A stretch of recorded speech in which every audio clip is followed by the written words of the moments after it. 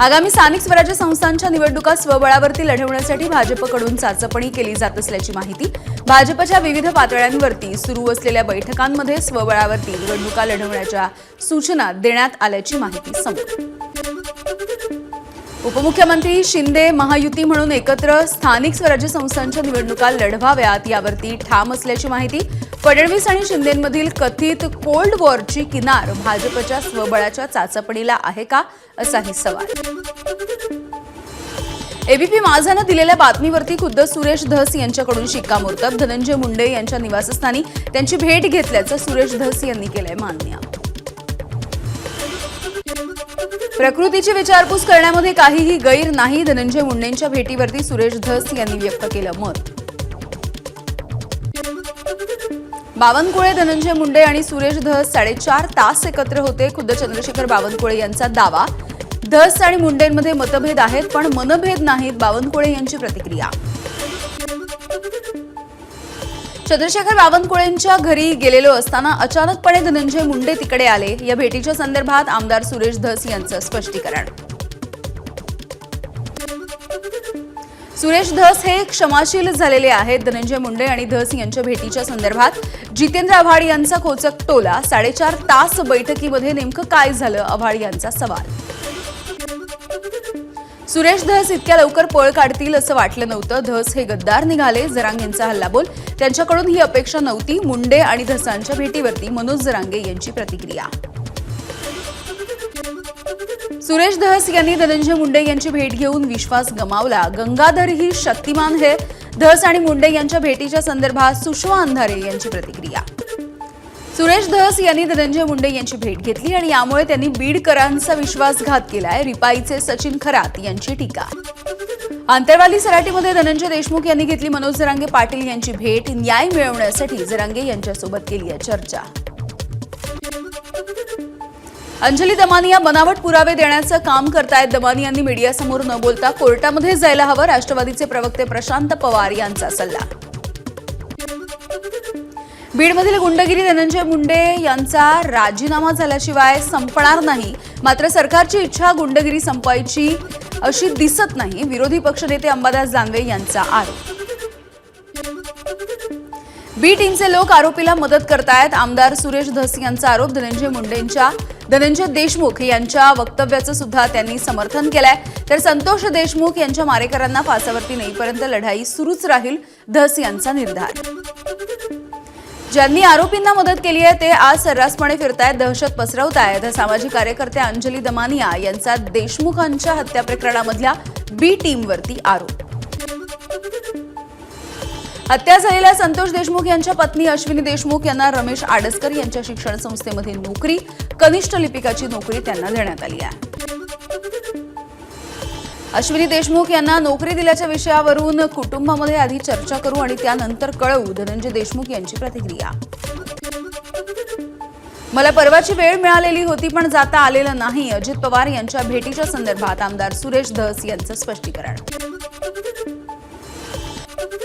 पक्षाच्या धोरणात्मक निर्णयांसाठी राष्ट्रवादीनं स्थापन केलेल्या कोअर कमिटीमध्ये धनंजय मुंडे आणि नाराज छगन भुजबळ यांचाही समावेश.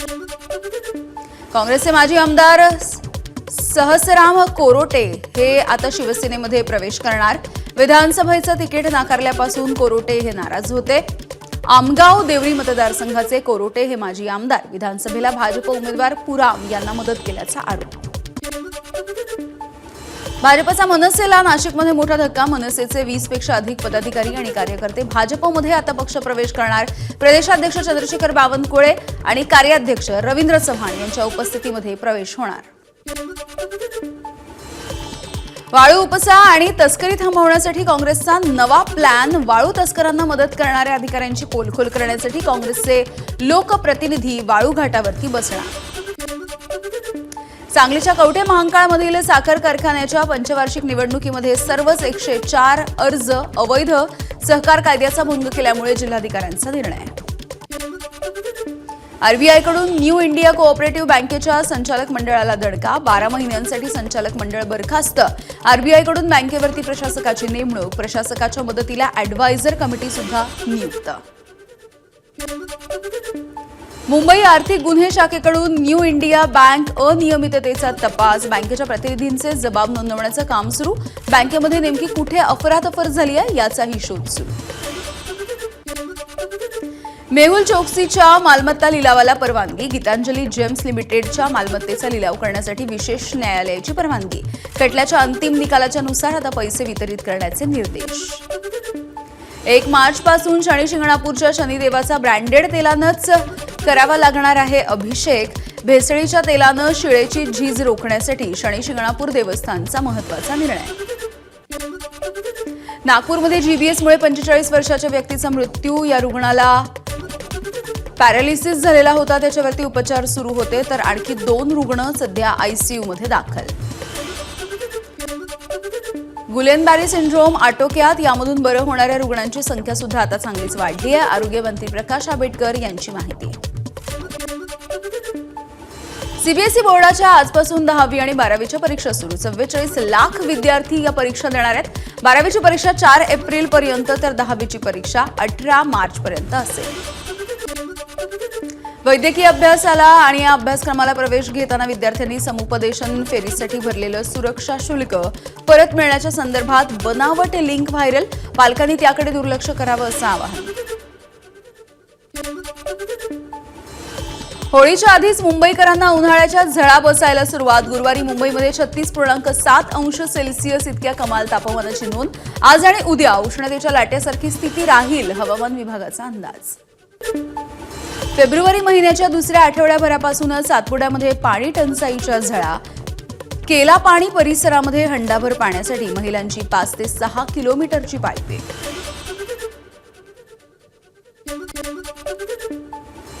मॅरेथॉनच्या निमित्तानं अटल सेतू 13 तास बंद राहील. आज रात्री 11 वाजल्यापासून उद्या दुपारी 1 वाजेपर्यंत अटल सेतू वाहतुकीसाठी बंद. रणवीर अलाहाबादिया संपर्क क्षेत्राच्या बाहेर, फोन बंद केल्यानं संपर्क होत नाही अशी पोलिसांची माहिती. रणवीर अलाहाबादियाच्या घराला सुद्धा कुलूप आहे. रणवीरच्या वकिलांशी सुद्धा पोलिसांचा संपर्क होत नाहीये. इंडियाज गॉट लेटेंड शोचं प्रकरण, शोचे व्हिडिओ एडिटर प्रथम सागर यांनी खार पोलिसांमध्ये आता जबाब नोंदवलेला आहे. रंगभूमी परिनिरीक्षण मंडळाची परवानगी न घेता तिकीट लावून होणाऱ्या अश्लील भाष्य करणाऱ्या शोची चौकशी करा. मंत्री आशिष शेलार यांचे सांस्कृतिक विभागाला आदेश. इंडियाज गॉट लेटेंड आणि निर्लज्ज कांदेपोहे या कार्यक्रमाच्या नंतर आशिष शेलार आक्रमक.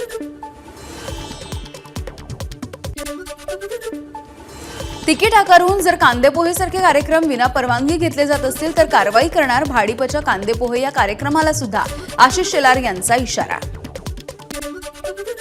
उपमुख्यमंत्री एकनाथ शिंदेंचा आज रत्नागिरीचा दौरा. यावेळेला मोठ्या प्रमाणावरती पक्षप्रवेश सुद्धा होणार. चंपक मैदानामध्ये जाहीर सभेचं सुद्धा आयोजन.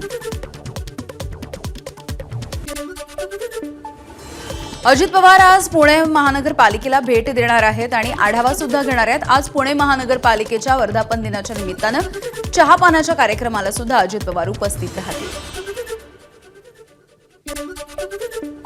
परभणीमध्ये आज विधान परिषदेचे सभापती राम शिंदे यांचा नागरी सत्कार. धनगर समाज बांधवांच्या वतीनं या जाहीर सत्काराचं आयोजन. महाराष्ट्र प्रदेश काँग्रेस कमिटीचे नवनियुक्त अध्यक्ष हर्षवर्धन सपकाळ 18 फेब्रुवारीला पदग्रहण करणार. काँग्रेसच्या ज्येष्ठ नेत्यांच्या उपस्थितीमध्ये प्रदेश काँग्रेसचं मुख्यालय टिळक भवन दादर इथे पदग्रहणाचा सोहळा. उपमुख्यमंत्री अजित पवार, सुनील तटकरे, विक्रम काळे, सतीश चव्हाण आज अकोला इथे दिवंगत माजी आमदार तुकाराम बिरकड यांच्या निवासस्थानी जाणार आहेत आणि सांत्वनपर भेट देतील. केंद्रीय गृहमंत्री अमित शहा 22 फेब्रुवारीला पुण्याच्या दौऱ्यावरती येणार. पंतप्रधान घरकुल योजनेमधल्या लाभार्थ्यांना थेट रक्कम देण्याच्या कार्यक्रमामध्ये सहभागी होतील. मुख्यमंत्री फडणवीस यांनी शहा यांना कार्यक्रमाचं निमंत्रण दिलंय. भाजपच्या राष्ट्रीय सरचिटणीसांची आज दिल्लीमध्ये बैठक. भाजपचे अध्यक्ष जे.पी. नड्डा यांच्या अध्यक्षतेखाली ही बैठक होईल. या बैठकीमध्ये संस्थेच्या निवडीचा आढावा घेतला जाईल.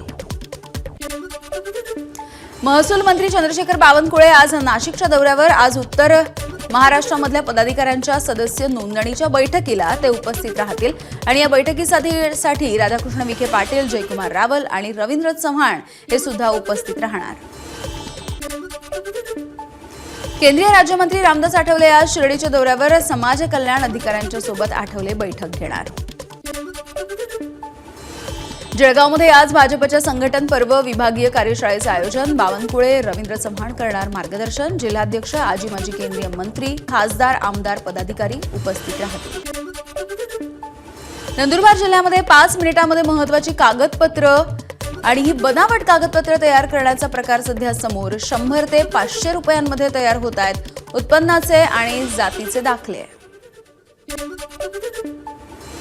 सांगलीच्या अंकलखोप आष्टा मार्गावरती 2 दुचाकींची समोरासमोर धडक. या अपघातामध्ये एका पोलीस कर्मचाऱ्याचा मृत्यू, 1 जण जखमी.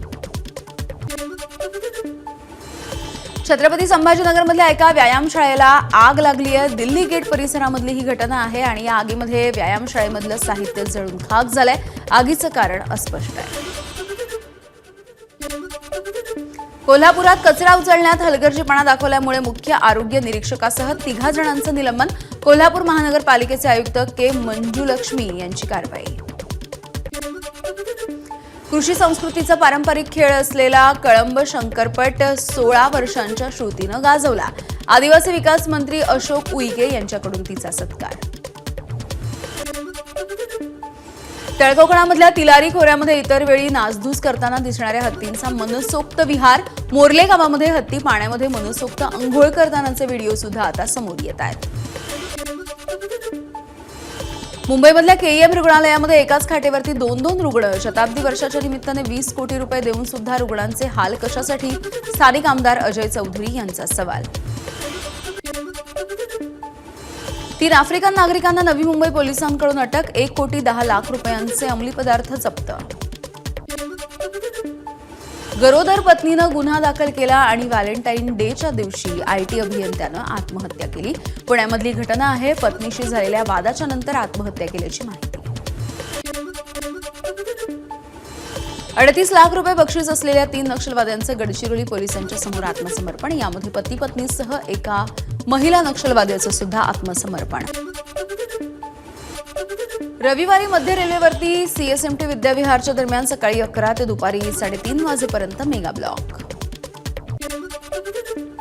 हार्बर रेल्वे मार्गावरती उद्या कुर्ला ते वाशी या स्थानकाच्या दरम्यान अप आणि डाऊन मार्गावरती ब्लॉक असेल. ब्लॉकच्या काळामध्ये सीएसएमटी ते कुर्ला आणि पनवेल ते वाशी या विभागांवरती विशेष लोकल चालवली जाईल. रविवारी पश्चिम रेल्वे मार्गावरच्या बोरिवली गोरेगाव याच्या दरम्यान अप आणि डाऊन जलद मार्गावरती सकाळी 10 ते दुपारी 3 वाजेपर्यंत ब्लॉक. या ब्लॉकमुळे अप आणि डाऊन मार्गावरील काही लोकल सुद्धा रद्द.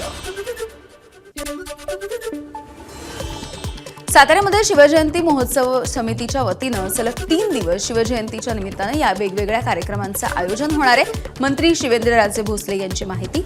पहिल्या शिवसाहित्य संमेलनाची उदयनराजे यांच्या हस्ते 17 फेब्रुवारीला सुरुवात. एबीपी माझा, उघडा डोळे बघा नीट.